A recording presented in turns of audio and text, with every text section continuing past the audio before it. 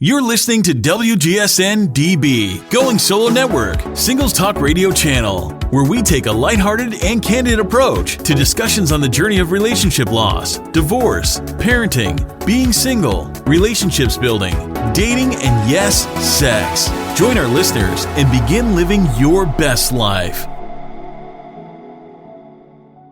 Hello, everyone.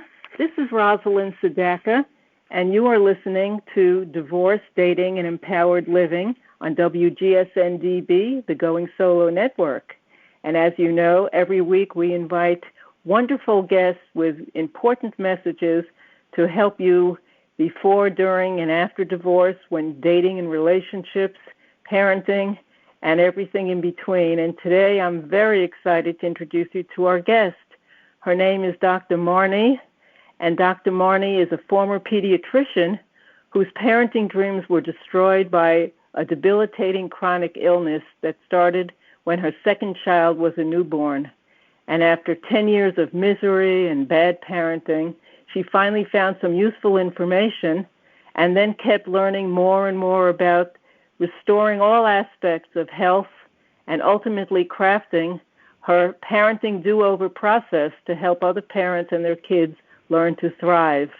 And as you know, the Child-Centered Divorce Network is all about helping parents and children thrive. So this is a topic near and dear to our hearts, and I'm delighted to have you with us today, Dr. Marny. Thank you, Rosalind. It's a pleasure. Well, so let's dive into what you call the parenting do-over. What is a parenting do-over? A parenting do-over, very simply, is stopping, getting present, saying, I'm not happy, my kids aren't happy, anything that isn't going the way you want it to go as a parent for yourself or your kids is an opportunity to craft a parenting do-over. So it's really just a conscious change of course when things are not going the way you want them to go. With the idea, of course, of creating a better outcome for yourself, your kids, and your family as a whole.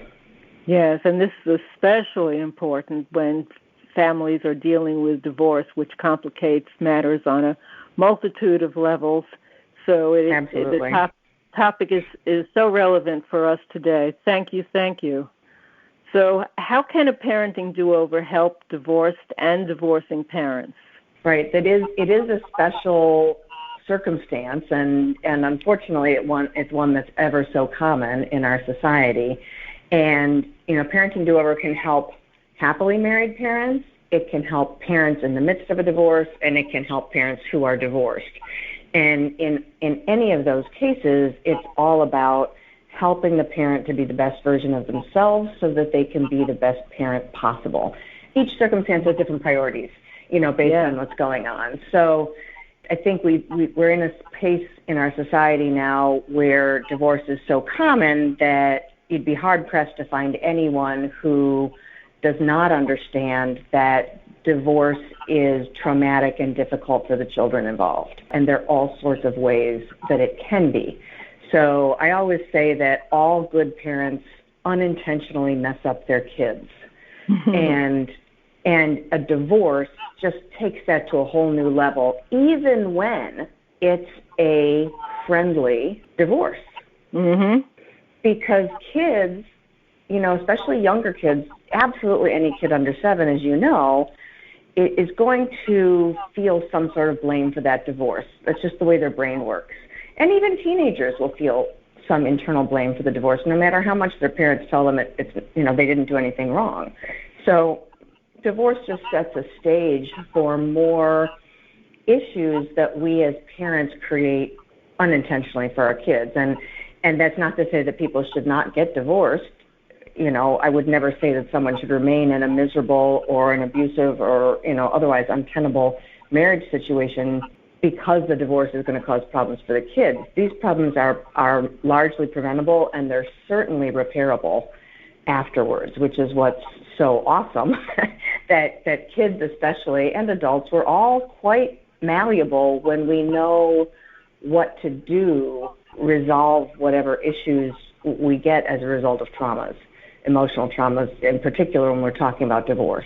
but it can be any type of trauma, physical, mental, emotional, spiritual, anything. So I think that, the parenting do-over, well, a parent in the midst of divorce or divorced may, often have far less perceived available time to spend on being a better parent. It's a time when it's really even more critical because they are having to deal with potential contention. I mean, even friendly divorces usually have some level of contention. And then they're dealing with two households. And presumably, in most cases, there's some shared custody. So there's a whole new set of parenting that has to happen. And often the divorce was related to differences in parenting style, which tend to get exacerbated when it's two households, because then the kids are really in a game of ping pong. We parent this way at mom's house and this way at dad's house, and it's very confusing for the kids.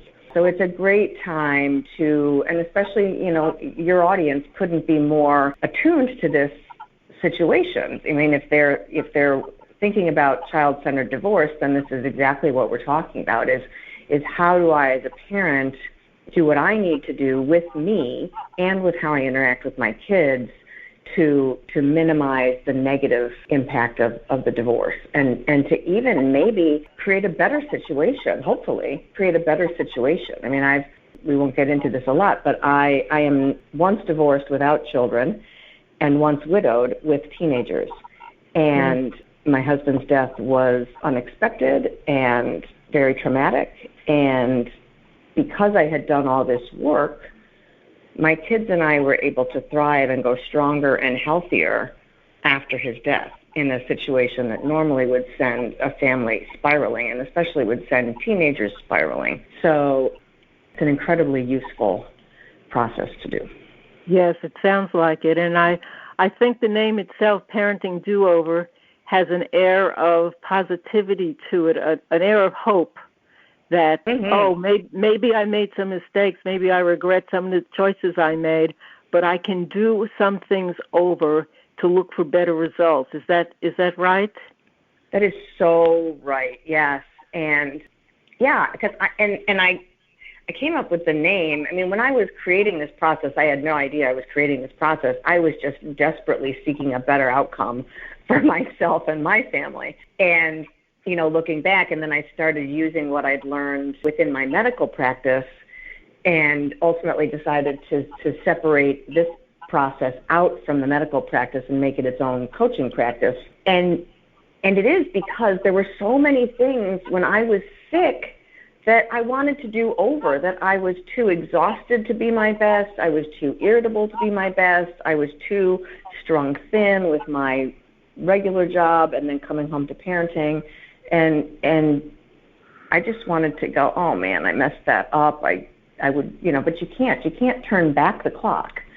But it's so fantastic that we have neuroplasticity at any age, and we have the ability to forgive at any age. Neuroplasticity is the ability to change the automatic habits in your brain, for anyone who's not familiar with that word. So that's the beauty of it. There is hope. I mean, my situation was so horrible in terms of parenting. It was so devastating to me because here I was a pediatrician. I had dreamt of having kids since I was a preteen. I had all these, beautiful plans and all this, and suddenly I'm too sick to be anything of the parent I wanted to be. And I was everything I didn't want to be because I felt so lousy and was so stressed. And I think so many parents inadvertently find themselves in that situation. And it is about hope, because step by step, bit by bit, you can craft a much better situation for yourself that allows you to be a much better parent, that then has your kids picking it up without even necessarily you telling them, because they learn what we model. And you also, of course, have the ability to actively teach them. But even if you aren't actively teaching, they're passively seeing, oh, mom did that, and look at, she's doing better, right? So they'll know later on that that's something they can do. I mean, ideally, you're actively teaching what you've learned as well. And that's such an important, yes, hope, and we teach what we learn, and hopefully parents are consistently trying to learn more, because their children always benefit from that. We're going to take a brief moment for a break. This is Rosalind Sedacca with Divorce, Dating, and Empowered Living on WGSN-DB, the Going Solo Network, and we'll be right back. Hello, I'm Cece Schatz, and I'd like to welcome you to Going Solo Network, #1 complete singles connection. We strive to connect singles in a positive and fun way. Together, singles will begin to make new and lasting friendships, learn more about themselves, and embrace our new today lifestyle of going solo. Being single doesn't mean you have to be alone, and you can live a full, fun life, bringing your vibration to a higher level of attraction. Going Solo Network is an interactive social support singles community with several platforms helping singles connect with other like-minded individuals. We cover things like relationship loss, divorce recovery, embracing being single, single parenting, restructuring relationships, relationship building, transition into dating, and dating itself, solo in business, and going solo travelers.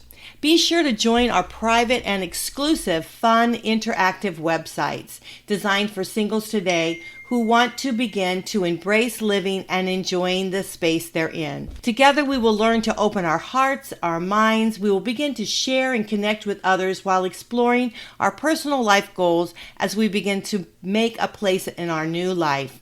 We will start to move forward in going solo to actually living our best lives. Going solo doesn't mean you have to be alone. Today, together, let's begin changing your life. Today, join the singles at Going Solo Network and start to live your new life. I'll see you there on GoingSoloNetwork.com. Welcome, everyone. This is Rosalind Sedacca. We're back listening to Divorce, Dating, and Empowered Living on the Going Solo Network, WGSN-DB, and we're talking to Dr. Marny, who is a former pediatrician, and now she specializes in helping parents make a parenting do-over to give their children an opportunity for an even better life, as well as themselves. And we're talking about how the parenting do-over relates to divorce and divorcing and co-parenting after divorce. So I understand that a parenting do-over has many strategies for helping children and helping us help our children. But what if our former spouse, our ex, isn't interested in a parenting do-over? Yeah, that's a big one. And the great news is it doesn't matter. Parenting do-over can be a solo parent event or a two-parent event.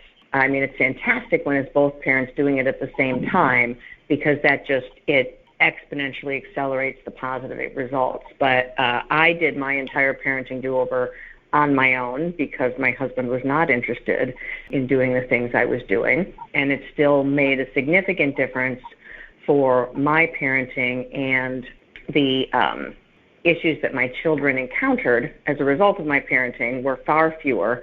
And we all started to heal even while he was around and not really participating in that. And of course, I've continued. I will be doing a parenting do-over until I am not on this planet anymore, because it's really about making it your best self, and it always translates to your children, no matter how old they are. So yes, one parent can do it by themselves, whether they are in a marriage, in the midst of a divorce, or fully divorced. And that's such an important point, and I say the same about child-centered divorce. You can be following the strategies of creating a child-centered divorce, whether you're doing it alone or whether you're doing it with a cooperative co-parent. It doesn't matter. The important thing is that your children are looking to you as a role model, and they're getting the value and benefits of what you're providing for them. So don't let poor ex inhibit you from moving ahead and doing what you know is the right thing to do, correct? Absolutely, yeah. Kids are really smart and really insightful, and they will pick up in no time flat which parent is a healthier parent, a more reasonable parent, a more empowering parent, and which parent is just, really not doing things in a useful manner for anyone involved. Yeah, exactly.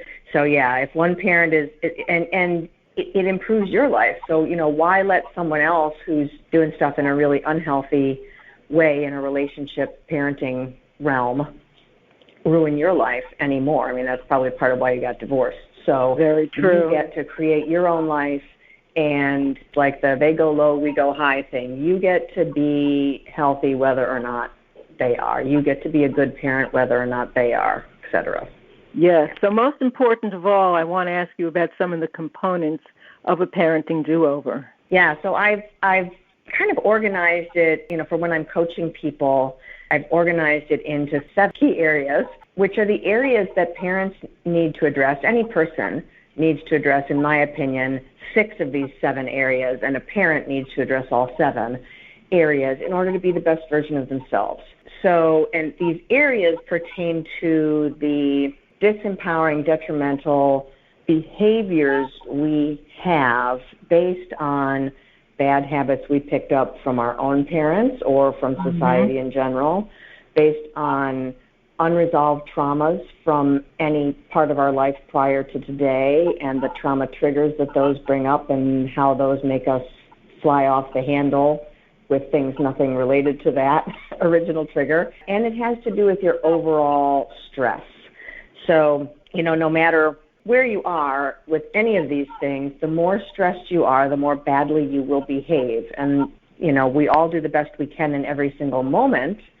But my best when I'm super duper stressed, if I'm sick and I'm trying to meet a deadline and there's crazy noise going on, my best is nowhere near as good as my best when I'm well rested and healthy and not under a deadline and it's peaceful and calm. Sure, that makes sense. Very different, same person. So can you give us a brief overview of what we're talking about? So the 7 areas are your physical health, determined by your health habits, your food, your nutrient levels, your sleep, your exercise, the toxins you're exposed to, how you detox, that kind of thing. Second one is your mental health, which for me, in this case, is about the quality of your thoughts, especially your autopilot habitual thoughts, and the language you use, which is really, all the language we use is giving commands to our subconscious mind, and it follows those commands. Even if the language we use is figurative and we don't really mean it, like when you say, such and such is killing me. The third component is your emotional health. So I break out mental and emotional. And emotional health, to me, is determined by the major and minor traumas you've had in your life, how you were taught to respond to those, how, if at all, you were taught to recover from those traumas, and what you were taught about expressing and feeling your emotions. And for just those first 3, most of us have a lot of things we can work on, even if we even if we had a pretty good life. The 4th key is mindset health, which doesn't get talked about a whole lot, but it's really about, it's determined by the unconscious beliefs you hold about yourself and the world, and it includes your ability and your belief to learn and grow. Whether you think this is just my life, this is the way I am, this is the way it is, that's going to keep you from learning and growing versus if you recognize that you can create from anywhere. The 5th key is your spiritual key, which really gets ignored in 20th century Western cultures, but it's about how well aligned your life is with who you are and why you're here. There's nothing religious about it at all, but the easiest example is, are you working in a career that you love? Or are you working in a career that you went into because your parents pushed you into it, or you thought that's what you had to do to make money, but it's not really what you're passionate about? Makes a big difference, and it comes out in our parenting. The 6th part is your relationship health, which is how well you understand and respect the similarities and differences between people, what you were taught in terms of communication skills and boundary setting. Are you a control freak? Are you a people pleaser? All that kind of stuff falls into relationship health. And then the 7th and final one is developmental health. So this one is really about parents.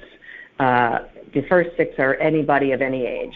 But developmental health is about your understanding of the different developmental stages children go through and their needs and their capabilities at each stage. One of the things I think that gets parents in a ton of trouble is we tend to think of children as miniature adults. on one extreme, and we expect them to have logic and be able to understand when we talk to them like we would talk to an adult and respond the way we would expect adult to respond.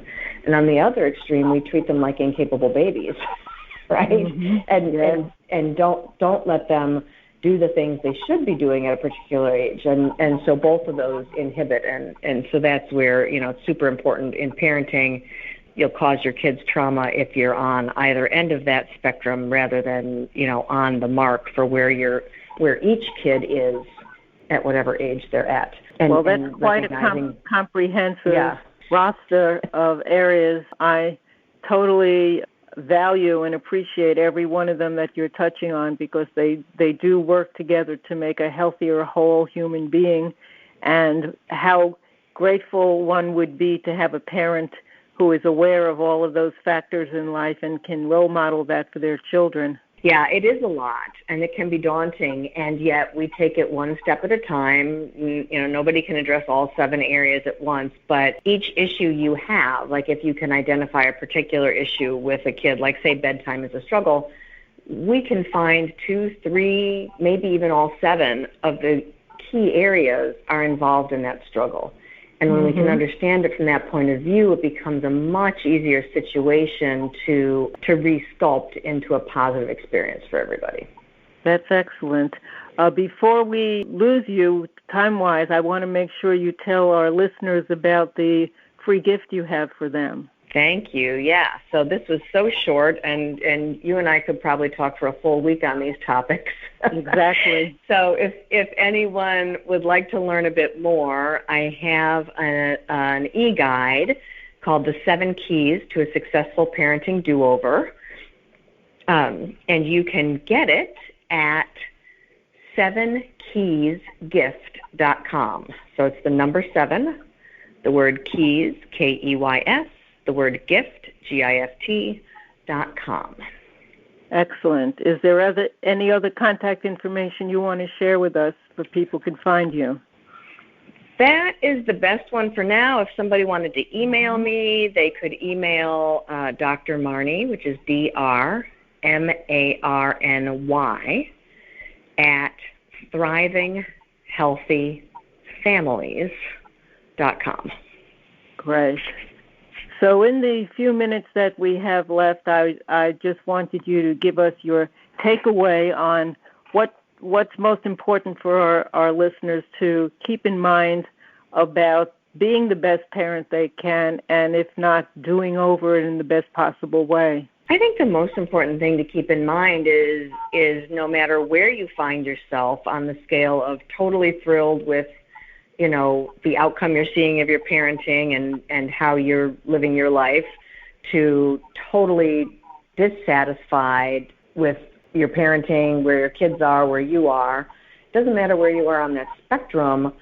You have the capacity to make shifts for the positive. You probably need to get some help with it, whether it's, just even reading the guide and then starting there, doing it on your own, or getting some help with a coach like me. But anyone can reshape their life no matter what your circumstances are when you're willing to make the effort. And I can just say from my personal experience, going from the far negative end of the spectrum to the far positive end, it is so worth your time and effort. Well, that's for sure. And your message is positive and hopeful and inspiring. And I love and value all the components that you talked about. I share philosophically much of what you talked about in child-centered divorce. So we are kindred spirits. And I think people would be in good hands to be working with you to resolve any parenting problem that they may have. So I'm just delighted that you were here to talk with us today. Well, I appreciate the opportunity. And I will say just that in that guide at 7keysgift.com, there is a link at the end where people could schedule an opportunity to talk to me if they're interested in finding out about working with me. Well, I highly recommend people do that, because you have a wonderful way of articulating what your passion for this topic, and that's so important. We are both passionate about the work we do, The Child-Centered Divorce Network, of course, is focused on helping people before, during, and long after divorce to avoid serious mistakes and to protect the children's well-being. And I want to thank you again, Dr. Marny, for being a guest today. And you've been listening to Divorce, Dating, and Empowered Living with Rosalind Sedacca on WGSN-DB, the Going Solo Network. And I hope you'll be joining us next time for another interview worth your while. Bye-bye for now. You're listening to WGSN-DB, Going Solo Network, Singles Talk Radio channel, where we take a lighthearted and candid approach to discussions on the journey of relationship loss, divorce, parenting, being single, relationships building, dating, and yes, sex. Join our listeners and begin living your best life.